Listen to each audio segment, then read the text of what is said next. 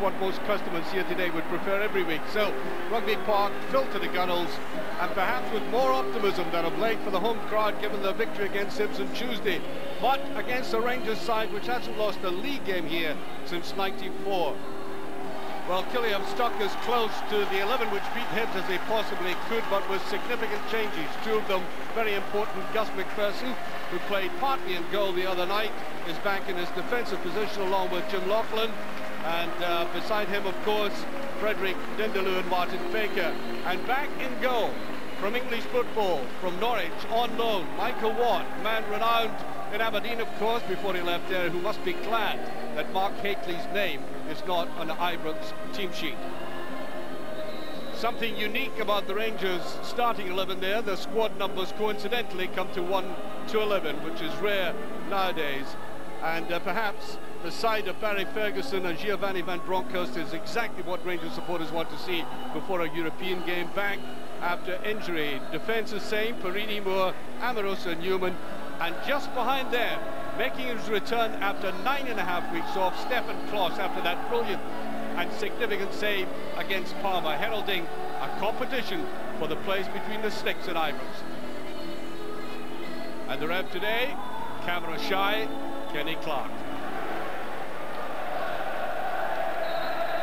Just as well, I suppose, that Killie ended their home drought this week against Hibs after having lost their previous 3 home games without scoring a goal. An almost ignominious record. On the other hand, I'm sure they're aware that Rangers have only conceded 6 goals in the last 8 competitive games, including very tough ones in Europe. Pitch in absolutely perfect condition. And first touch there by Amoroso. You have to wonder at this stage what the effect the thought of a European game and what is going to be a very tough European game will have on Rangers today. Moles, 3 men round him. Forward movement there by Newman, but Albert's not accurate enough.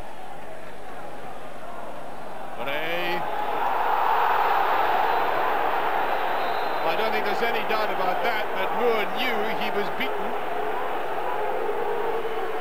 And of course, the great thing about Barret is his blistering pace from about here. You can see Moore's not going to help him much. Into Laughlin. Careless ball though, Van Bronckhorst. This is where Rangers can be very dangerous. Ferguson, good move by Alberts. Then he goes driving and into Wallace. I think he was offside in any case. And how typical a move by Rangers this. Beautifully glided in there by the German. But for all his efforts, he was in fact offside.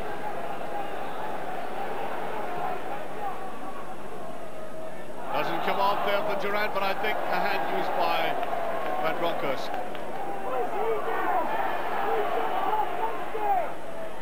Ali McCoy's line very deep there. That's a good run by Baker. It's the first time he's done that in the match.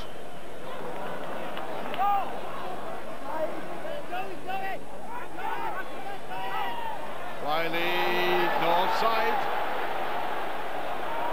Good possession at the moment by Kilmarnock. Holt is in there, and that wasn't far away. It may well be that Stefan Kloss slightly misjudged the final effort here. On the other hand, I think perhaps goalkeeping instinct was telling him that was going over. Ferguson saw that position very quickly indeed. Alberts, Chelskis. Ray does a lot of chasing around.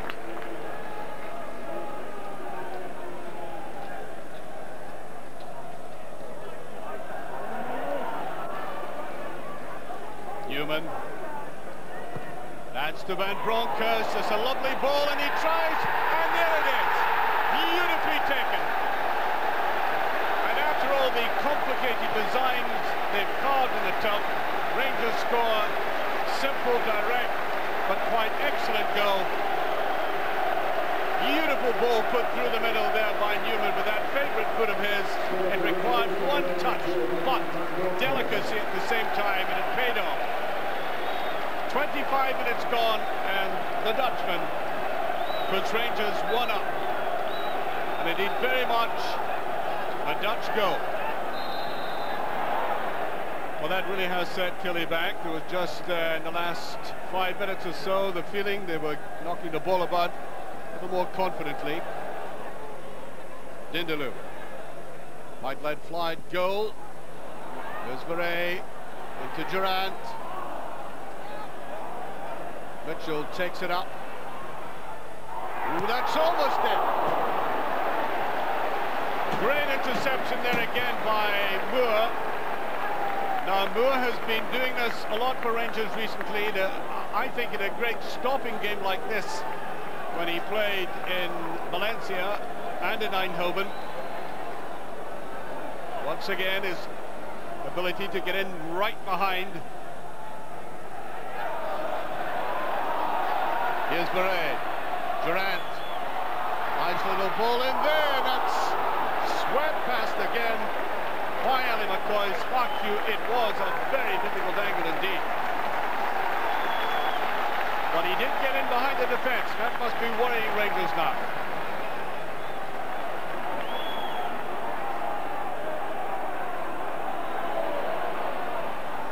Killie working very hard indeed now.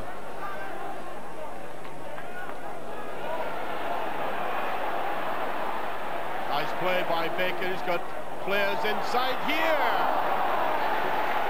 And yet again, Ali McCoy gets into a position that was very poorly defended. Look at that.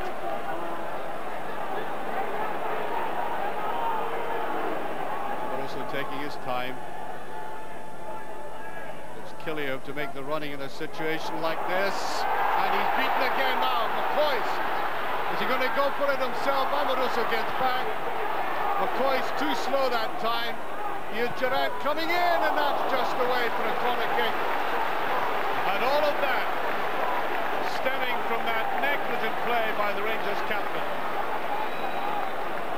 Well, the old Ali would have buried this. Caught in several minds. McCoy snapping at his heels, coming forward there and just delaying too much. McCoy's injured in that collision with the final contact with Amoroso. Well, it's Michael Jeffrey who's come on.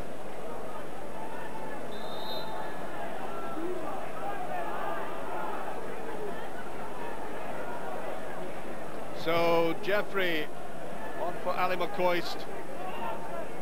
There's Moles. Ferguson.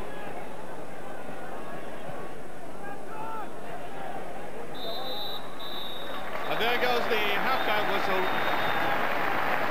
There's a man who scored a goal. Giovanni Van Bronckhorst simply executed, which makes it all the better. The long ball played forward. Good vision both by Newman and the man running onto it, Giovanni Van Bronckhorst. And Rangers go in, as I say, with that narrow lead by 1-0. Rangers restart the game, but with a forced change again, and rather ominously, Arthur Newman has gone off. I can only think it's an injury of some kind, and on comes Tony Vidmar, who's, of course, played splendidly in Newman's long absence, and I wonder if it's simply a knock or a recurrence of that injury which kept Newman out for such a long spell. We shall see. Amoroso.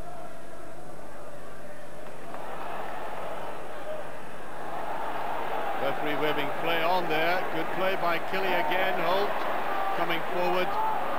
Neatly touched away by Van Bronckhorst. That's a brilliant ball there to Albert. Moles looking for it and he gets it. Brilliantly, Moles. He's done it. Oh no, just passed.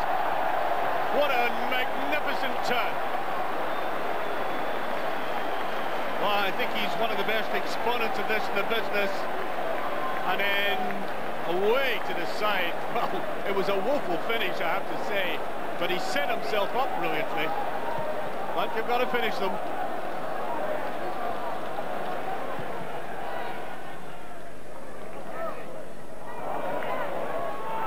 Oh, there's Verret getting away. Great chance for Verret. That's a marvellous tackle by Moore.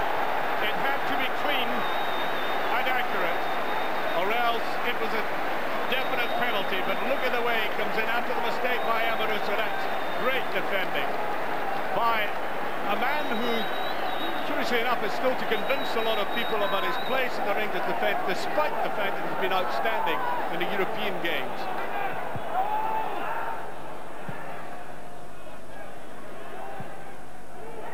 It's not a bad ball. Again, Brewer to it.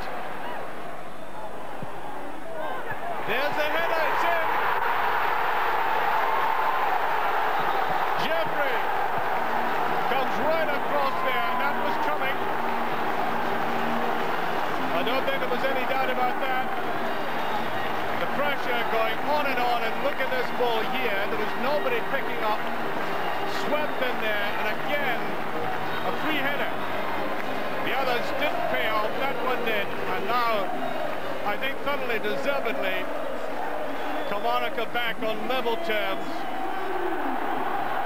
Well, Bobby Williamson deserves anything he can get out of this game. Ferguson. Rangers still playing patiently though. Here's Wallace to Farini. Now Moles. Moles has got clear this time. He can put it in. Good save by Michael Watt.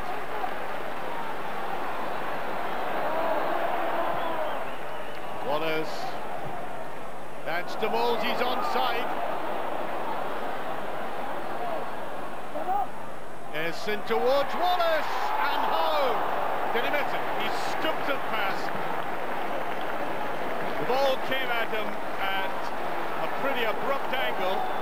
Good run by Moles again. He could see the run inside here, and just that little bounce in front of him put him off. Plenty time for Ian Durrant. Stroke that around. Pearson. Now Mitchell. Kokar. A good tackle by Moore again. Baker. Can he get it over though? Well, Kloss did very well. The ball swerved in towards him. Ferguson. Now Moles. 4 players going back with him. Here's Alberts. Now Wallace.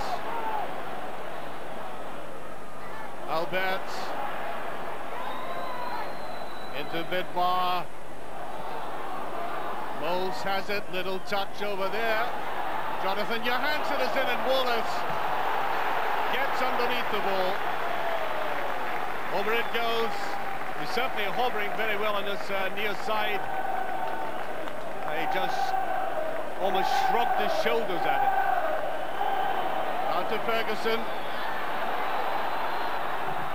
There's a shot at goal. There's a little touch across, and Johansson again really should have been alert to the fact that the Killie defence